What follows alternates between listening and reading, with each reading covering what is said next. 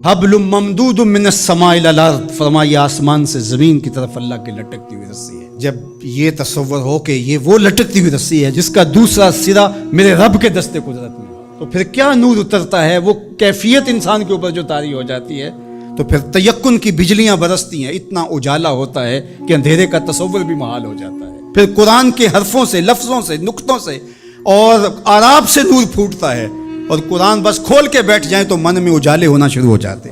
جب یہ تیقن انسان کے ساتھ جڑ جائے، چے جائے کہ قرآن کھول کے پڑھا جائے، سمجھا جائے، مفاہیم و مطالب کو جو ہے وہ سمجھنے کی کوشش کی جائے، یا کسی عالم یا کسی صاحب نظر کی صحبت میں بیٹھ کے قرآن سیکھا جائے، پھر تو جو روشنیاں برستی ہیں، من میں اجالے ہوتے ہیں۔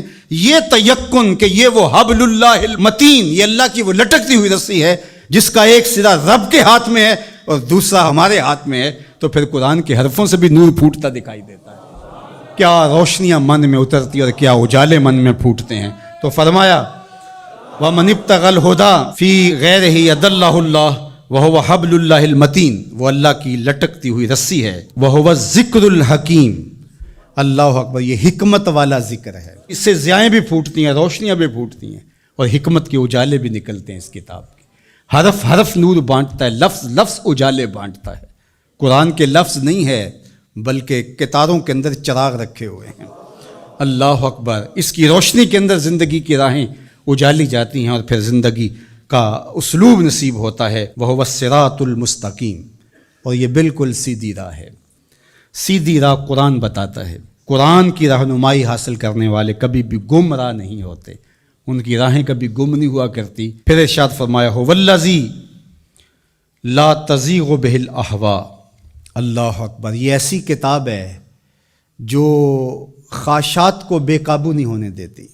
یہ کتنی بڑی بات میرے حضور نے فرمائی۔ انسان اپنی خواہشات کے پیچھے ہی لگ کر کے گمراہ ہوتا ہے۔ بلکہ میں آپ کو ایک اور بات بتاؤں، اور وہ یہ کہ ہر دور کے اسلوب بدلتے ہیں۔ اب خط تو نہیں آتا، اب میسج آتا ہے۔ دور بدل گیا ہے نا۔ اب اونٹوں کے اوپر تلواروں سے لڑائی تو نہیں، اب تو بٹن دبانا ہے اور میزائل فائر کرنا ہے۔ تو مختلف ادوار کے اسلوب بدل گئے ہیں۔ تو جس طرح چیزیں بدلی ہیں، خط کی جگہ میسج آ گیا، اور جو ہے تیر و تفنگ کی جگہ یہ میزائل سسٹم آ گیا، اسی طرح اب بت لوہے کے، پتھر کے اور لکڑی کے، یہ پیتل کانسی کے بت نہیں رہے، اب خواہشات کے بت رہے، اب اناؤں کے بت بن گئے، آرزوؤں کے بت۔ اللہ نے فرمایا کہ وہ شخص جس نے اپنی خواہشات کو اپنا معبود بنا لیا۔ اب یہ امت لکڑی، کانسی اور مٹی کے بت تو نہیں پوجے گی، یہ خواہشات کے بت ہیں، انا کے بت ہیں، جو امت کو پارا پارا کر دیں گے، جو امت کو تقسیم کر دیں گے۔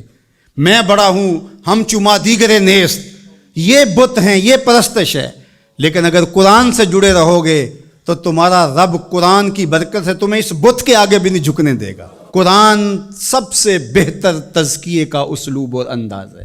اللہ اکبر، اس لیے فرمایا کہ جب تزکیہ ہوتا رہے گا تو پھر نفس میں آوارگی نہیں آئے گی۔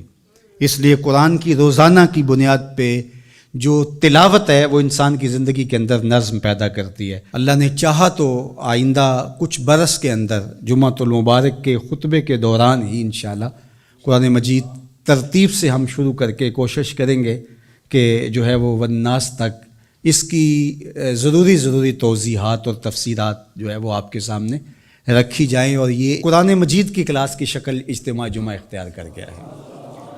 اور کچھ ایسے لوگ بھی ہیں جن کی فیملیز بھی ساتھ آتی ہیں، اور اوپر خواتین بھی اس طرح موجود ہوتی ہیں، تو میرے ذہن میں آتا ہے کہ جو مکمل فیملیز آئیں گی، بچے بھی آئیں گے، بیٹے بیٹیاں بھی آئیں گی، مرد بھی آئیں گے، تو ان کو ہم المصطفیٰ قرآن فیملی کا نام دیں گے انشاءاللہ۔ آپ رجسٹریشن بھی کروا لیں اس کی، اور الگ بھی ان کے لیے جو ہے وہ سیشن رکھیں گے قرآن مجید کے حوالے سے۔ جتنے سالوں میں بھی تکمیل ہوتی ہے اپنی حاضری کو یقینی رکھیں، اور مجھے امید ہے کہ اس کی برکتیں زندگی میں اتریں گی اور نور پیدا ہوگا۔